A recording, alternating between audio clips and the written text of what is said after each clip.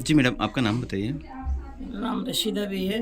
Gas पीड़ित महिला कर्मचारी संघ की प्रेसिडेंट है और चिंगारी पुनर्वास केंद्र में मैनेजिंग ट्रस्टी। जी, यहाँ पर एक चिंगारी ट्रस्ट के बारे में आप बताइए कि क्या है यहाँ पर और किस टाइप से बच्चे रहते हैं और किस टाइप से काम होता है यहाँ पर? ये चिंगारी ट्रस्ट तो ये अभी हमने बनाया है। इससे पहले कई बच्चे दुनिया से चले और मध्य प्रदेश सरकार और भारत सरकार दोनों को पता था कि यूनियन कार्बाइड के जहरों से पीड़ित जो भी हुए हैं उनके आने वाली पीढ़ी विकलांग होगी, लेकिन इनके लिए कोई इंतज़ाम नहीं किया गया। 2004 में हमें गोल्डमैन अवार्ड मिला था अमेरिका में। उसमें हमें 58 लाख रुपए मिले थे। उसमें हमने ये फैसला लिया था कि ये पैसा हमारा पर्सनल है, लेकिन हम इसे अपने आप में इस्तेमाल नहीं करेंगे।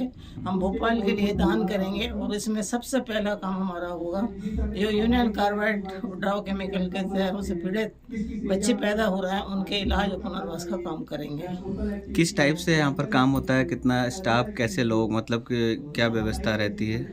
यहाँ पे जो बच्चे आते हैं कई तरह की विकलांगता उनके अंदर है।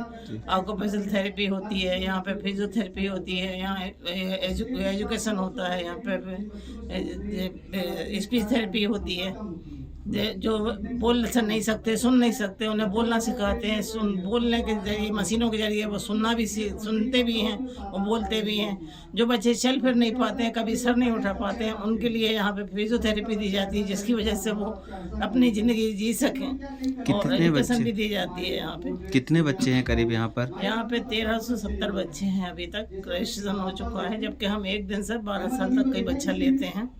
और हज़ारों बच्चे ऐसे हैं जिनका कोई इलाज कुछ भी नहीं हुआ है, जो आज अभी वंचित हैं इससे। यहाँ की थेरेपी से और इलाज से कई बच्चे अच्छे हुए होंगे, इनकी कोई मिसाल? इनकी मिसाल ये है कि ये बच्चे जब यहाँ आए थे, कोई बच्चा गर्दन भी नहीं उठा पाता था, गोद में रहते थे, कोई हथेली के बल चलते थे, पैरों से खड़े नहीं हो पाते थे। आज ऊपर वाले का बड़ा रहम करम है कि वो अपने आप से खूब दौड़ रहे हैं, चल रहे हैं, ओलंपिक में हिस्सा ले रहे हैं और ओलंपिक से वो गोल्ड मेडल जीत के भी आए हैं। और बाकी बच्चे जो अपना रोज़गार कर रहे हैं, कोई दुकान पे बैठ रहे हैं, कोई कपड़ा बेच रहे हैं, कोई मंडी में कर रहे हैं, इस तरह के बच्चे हो गए जो अपनी रोजी रोटी खुद कमा सकते हैं, अब किसी के ऊपर निर्भर नहीं है। और चिंगारी की सोच भी यही है कि ये बच्चों की ऐसी ज़िंदगी बन जाए कि ये किसी के सामने हाथ ना फैलाएं, ये किसी के मददगार बने, इनका कोई मददगार ना हो बने। ये कोशिश है, लेकिन हमारा छोटा सा पैमाना है, हम इतना नहीं कर सकते हैं। सरकार के पास तो बहुत है, हताश पैसा है और सरकार जानती भी है, लेकिन इनके लिए अभी तक कोई इंतज़ाम नहीं किया गया है। तो हमारी कोशिश यही थी कि चिंगारी एक मिसाल पेश करेगी और सरकार इसको देख के उन बच्चों के लिए कुछ कदम उठाएगी। लेकिन 20 साल हो गए हैं, सरकार ने आंख उठा के भी इनके बच्चों की तरफ नहीं देखा है, ना ही इनके लिए कोई इंतज़ाम किया है। जो कुछ है चिंगारी कर रही है, चिंगारी के पास इतना सोच तो नहीं है कि सारे बच्चों के लिए कर पाए।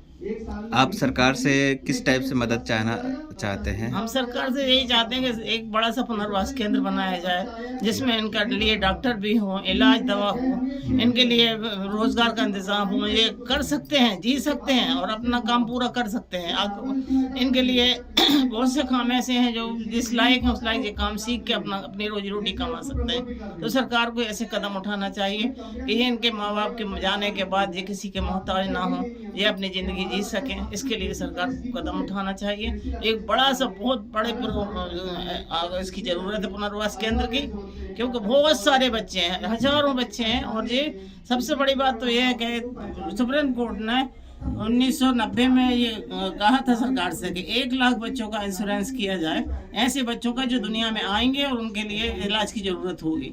लेकिन एक भी बच्चे का कोई इंश्योरेंस नहीं हुआ। सुप्रीम कोर्ट के इसको फैसले को बाला-ए-ताक रख दिया गया और किसी का कोई इंतजाम नहीं। किसी प्रकार से यहाँ पे नेता या कोई जनप्रतिनिधि वगैरह कभी कोई सहायता? आज तक कोई भी नहीं आया। बुला कर परेशान है हम। विश्वास सारंग साहब को हमने 10 बार बुलाया कि एक नज़र आप आके देख लीजिए। मान लीजिए शिवराज सिंह चौहान साहब को हमने 10 बार बुलाया, एक नज़र आप इन बच्चों को देख लीजिए। उन्हें बंगले पे भी लेके गए उनके कि इन बच्चों को आप देख लीजिए, लेकिन उन्होंने ना तो बंगले में देखा, ना यहाँ आके देखा, ना कभी उन्होंने वक्त दिया। कोई भी, चाहे भारत मतलब कांग्रेस सरकार हो चाहे बीजेपी सरकार हो, किसी ने भी इन बच्चों की तरफ नहीं देखा।